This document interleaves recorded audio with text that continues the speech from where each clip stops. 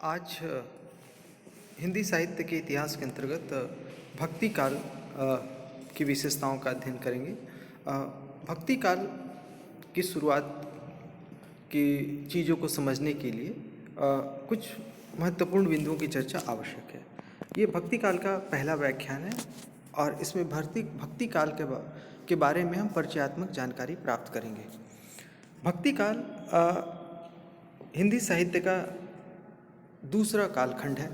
इसके पूर्व हमने आदिकाल का अध्ययन किया था और उसके अंतर्गत हमने आदिकाल की विशेषताओं की बात की थी और अध्ययन किया था कि किस प्रकार जो हिंदी साहित्य की शुरुआती स्थितियां थी वो कैसे आगे विकसित होती हैं।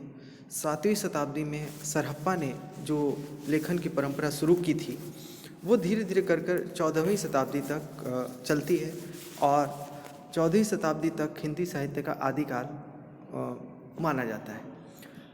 लेकिन ठीक इसके बाद से ही एक नई काव्य धारा की शुरुआत होती है और साहित्य में कुछ बिंदुओं पर परिवर्तन आता है और उसे हम फिर भक्ति काल के नाम से जानते हैं। भक्ति काल बेहद महत्वपूर्ण काल है क्योंकि इसे हिंदी साहित्य का स्वर्ण युग भी कहा जाता है। इसका कारण यह है कि हिंदी साहित्य में भक्ति काल ने अपने साहित्य को इतना समृद्ध किया है कि वो साहित्य आज भी न सिर्फ लिखित रूप में बल्कि मौखिक रूप में भी लोगों को महत्वपूर्ण लगता है। और यही कारण है कि भारत के कोने कोने में भक्तिकालीन साहित्य के अंश प्राप्त हो सकते हैं आज भी। और इसी के अध्ययन के लिए हमें विस्तृत रूप से भक्ति की विशेषता को समझना पड़ेगा। वस्तुतः भक्ति शब्द जो है वह भज धातु में इक्तिन प्रत्यय लगने से बना है। यानी भज धातु संस्कृत के शब्द से बना है और भज धातु में इक्तिन प्रत्यय लगने से भक्ति का शब्द का निर्माण होता है। और भज का अर्थ होता है भजन करना। भजन करने का मतलब होता है किसी के गुणों की प्रशंसा करना या उसके नाम का स्मरण करना, उसका गुणों का व्याख्यान करना या गुणगान करना। तो इस प्रकार भक्ति में ये चीज़ें सम्मिलित होती हैं। और इस रूप में यदि हम देखें तो भक्ति की परंपरा काफ़ी प्राचीन मिलती है। यानी भक्ति के अगर स्रोत हम देखें या भक्ति का यदि हम आरंभ देखें तो अनेक रूपों में ये चीज़ें मिल सकती हैं, जिसमें गुणों की प्रशंसा या नाम का स्मरण या किसी की प्रशंसा की जा रही है। विशेष रूप से यदि हम देखें तो प्राचीनतम साहित्य भारत का जो है या विश्व का प्राचीनतम साहित्य में जिनकी गणना की जाती है वेद, तो वेद ग्रंथों में भी हम इसके स्रोत या इसके आधार हम ढूंढ सकते हैं। इसके अलावा 4 वेदों के अलावा यदि हम देखें तो पुराण ग्रंथों में भी इसके कुछ अंश मिलते हैं। पुराण ग्रंथों में 18 पुराण ग्रंथ है और इनमें कई चीज़ें मिल सकती हैं। इसी तरह 108 उपनिषदों की संख्या 108 मानी जाती है। तो 108 उपनिषदों में भी अगर हम देखें तो 108 उपनिषदों में भी इसके स्रोत मिल सकते हैं। इसके अलावा ब्राह्मण ग्रंथ हैं, आरण्यक ग्रंथ हैं, इनमें भी कुछ स्रोत मिल सकते हैं। इसके आगे हम चलें तो नारद शांडिल्य सूत्र जो है उसमें भक्ति की काफ़ी ज़्यादा व्याख्या मिलती है। नारद का शांडिल्य सूत्र, तो नारद के शांडिल्य सूत्र में भक्ति की काफ़ी विशद व्याख्या मिलती है। इसके अलावा जैन साहित्य, नाथ साहित्य, सिद्ध साहित्य और सूफी साहित्य जो आदिकाल के अंतर्गत आते हैं इनमें आते हैं। तो यदि हम रामायण, महाभारत या संस्कृत ग्रंथों की विशाल परंपरा की अध्ययन करें तो उसके बाद हिंदी साहित्य में इन रूपों में भक्ति की स्रोत मिलते हैं। और पिछली बार हमने देखा था किस तरह जो आदिकालीन साहित्य है जिसमें अपभ्रंश का साहित्य है, अवहट भाषा का साहित्य है, यहाँ पर इनमें भक्ति के स्रोत मिल सकते हैं। वस्तुतः हिंदी साहित्य में भक्ति काल जो है वह हिंदी साहित्य के 14वीं से 15वीं शताब्दी के बीच का काल है। उससे इसका आरंभ माना जाता है। तो 14वीं से 15वीं शताब्दी के आसपास ही भक्ति स्रोत या भक्ति काल के साहित्य विशद मात्रा में मिलने लगते हैं जो आगे चलकर 17वीं शताब्दी तक मिलते हैं। तो इस तरह से हम 14वीं शताब्दी से 16वीं सदी के उत्तरार्ध तक यानी लगभग 1650 तक हम भक्ति काल के कालखंड को मान सकते हैं। तो भक्ति काल के साहित्य में इस कालखंड की रचनाओं को सम्मिलित किया जाता है। भक्तिकालीन साहित्य, जैसा कि हमने पिछली बार चर्चा की थी, कि इसमें आदिकाल में भी दिखाई पड़ता है। और विशेष रूप से विद्यापति की यदि हम रचनाओं को देखें तो उसमें भक्ति साहित्य मिलता है। जैन साहित्य को देखें, नाथ साहित्य को देखें और सिद्ध साहित्य को देखें, सूफी साहित्य को देखें, तो इन सभी में भक्ति की परंपरा दिखाई पड़ती है। रासो साहित्य में भी यदि हम देखें तो भक्ति की परंपरा दिखाई देती है। जैसे युद्ध में विजय के लिए राजा या रानी देवी देवताओं की पूजा करते थे या फिर कुल देवता की पूजा करते थे और उनसे आशीर्वाद लेते थे कि वो आगे चलकर उस युद्ध में जीत जाएं। तो इस तरह से किसी निर्णायक युद्ध की में विजय की कामना के लिए भी भक्ति का प्रवर्तन मिलता है और रासो साहित्य में मिलता है। यद्यपि रासो साहित्य वीरता और वीर गाथात्मक साहित्य है, लेकिन इसमें भी भक्ति के अंश मिलते हैं, जहाँ युद्ध की कामना होती है या युद्ध संबंधी विजय की कामना की जाती है। तो इस तरह से भक्ति का कुछ अंश रासो साहित्य में मिलता है।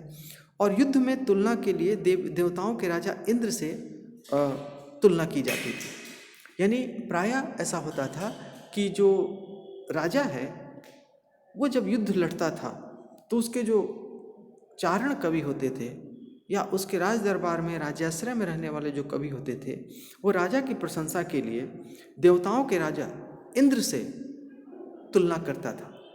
और देवताओं के राजा इंद्र से तुलना करने के लिए वह इस तरह से भक्ति भाव की बात करता है। इसी तरह यदि हम ये देखें तो विद्यापति में भी अनेक भक्ति की बातें मिलती हैं। विशेष रूप से भक्ति काल में विद्यापति विभिन्न देवी देवताओं की आराधना करते हैं। दुर्गा की आराधना करते हैं युद्ध की देवी के रूप में, और युद्ध में रथ जो दुर्गा हैं उनका चित्रण करते हैं दुर्गा स्तुति के रूप में। तो विद्यापति में भी देवी की स्तुति है, शिव की महिमा है। विशेष रूप से अनेक जगहों पर शिव के भक्ति की पद मिलते हैं विद्यापति में। इसके अलावा राधा कृष्ण की भक्ति भावना श्रृंगार को लेकर विद्यापति में अनेक पद मिलते हैं। इसके अलावा गंगा की महिमा का वर्णन करते हुए भी भक्ति भावना का प्रदर्शन विद्यापति में मिलता है। तो इन सबको हम मान सकते हैं कि भक्ति काल की शुरुआत में हम देखें तो विद्यापति आदि में भी भक्ति भावना मिलती है, जो आदिकाल के लगभग अंतिम स्तर पर आते हैं। इसके अलावा सूफी में भक्ति भावना का प्रदर्शन भी दिखाई पड़ने लगता है। विशेष रूप से अमीर खुसरो में यदि हम देखें तो अमीर खुसरो में जो सूफी भाव है, सूफी भक्ति भावना है, इसका चित्रण बड़े पैमाने पर मिलता है। और वही परंपरा आगे चल के भक्ति काल में सूफी काव्यधारा के रूप में प्रस्फुटित होती है। इसके अतिरिक्त यदि हम देखें तो अनेक छिटपुट रचनाएं मिलती हैं, जैसे नाथ की या सिद्धों की। इन रचनाओं में भी भक्ति भावना का प्रदर्शन मिलता है और भक्ति की अनेक शाखाएं इस रूप में भी दिखाई पड़ती हैं। इस काल में दोहा, कवित्त आदि प्रमुख छंद दिखाई देते हैं। और एक और विशेषता दिखाई देती है कि इसमें जो भक्ति की परंपरा है वो मानव कल्याण की भावना से ओतप्रोत है। तो इस प्रकार हम देखते हैं कि जो भक्ति काल की शुरुआत होती है, उस भक्ति काल की शुरुआत के समय आदि काल की परंपरा महत्वपूर्ण भूमिका निभाती है। और जो ये बातें हमने चर्चा की है वस्तुतः भक्ति काल की पृष्ठभूमि तैयार करती है, यानी एक तरह से आधार भूमि तैयार करती है। और यही परंपरा आगे चलकर भक्ति काल को सुदृढ़ बनाने में मदद करती है। इस रूप में हम देखते हैं कि भक्ति के अनेक सिद्धांत भी प्रचलन में आ जाते हैं। अगर हम देखें तो वैष्णव भक्ति के रूप में मिलता है, शैव भक्ति की परंपरा जिसमें शिव की पूजा की जाती है, जो देवी की पूजा कर रहा है वो शाक्त परंपरा में आ जाता है। उसी तरह नाथ भी थे जो हठियों को भी साधना के माध्यम से ईश्वर की प्राप्ति या ईश्वरीय शक्ति की कामना करते हैं। उसी तरह सूफी वे में भी मनुष्य के जीवन में श्रेष्ठतम स्थिति प्राप्त करने की अवस्था का वर्णन किया जाता है, जो प्रेम के माध्यम से होता है। तो इस प्रकार यदि हम देखें तो भक्ति में मूल कामना मानव कल्याण की होती थी। हर भक्त कवि यह मानता था कि जो मनुष्य है यह संसार में अनेक दुखों से लदा हुआ है और अनेक दुखों से लदे होने के कारण वह उससे मुक्ति चाहता है, और उसे मुक्ति का मार्ग कोई एक बड़ी शक्ति ही, अलौकिक शक्ति ही उसे दे सकती है।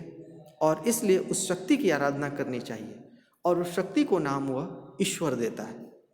अब ईश्वर के कई जगह अनेक रूपों भी मिलते हैं और कुछ मानते हैं कि नहीं, शक्ति एक ही है और वही अनेक रूपों में दिखाई देती है। तो इस तरह से कोई एक ईश्वर की बात करता है जिसे एकेश्वरवाद कहा जाता है, और कहीं ईश्वर के अनेक रूपों की परिकल्पना करता है तो उसे बहुईश्वरवाद भी कहते हैं। तो एकेश्वरवाद और बहुईश्वरवाद दो धाराएं भी दिखाई देती हैं। इसी प्रकार इन्हीं धाराओं को लेकर अनेक मत मतांतर विकसित होते हैं और अनेक मत मतांतर विकसित होने के साथ साथ फिर अनेक धर्मों का या धार्मिक धाराएं भी प्रचलन में आ जाती हैं। तो इस प्रकार हम देखते हैं कि भक्ति काल में अनेक तरह के सिद्धांत हैं और भक्ति काल का परिवेश भी अत्यंत महत्वपूर्ण है। तो इन बिंदुओं की चर्चा हम आगे करेंगे। तो इस प्रकार आज की कक्षा में हमने ये चीज़ें समझी कि भक्ति भज एक तीन प्रत्यय से बना हुआ है। ये संस्कृत का शब्द है, तत्सम शब्द है, और इसमें धीरे धीरे कर नाम का स्मरण, गुणों का वर्णन करना या गुणों की प्रशंसा करना, इस तरह के भाव समाहित होते हैं।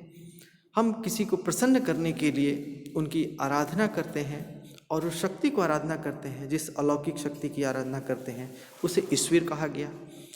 भक्ति की मूल जो आधार भूमि है वो आदिकाल में देखी जा सकती है, जिसमें विद्यापति सहित कई कवि हैं जिनमें भक्ति की धाराएं दिखाई पड़ती हैं, और इसी धारा का विकास आगे चलकर परिस्थितियों के अनुकूल भक्ति काल में होता है।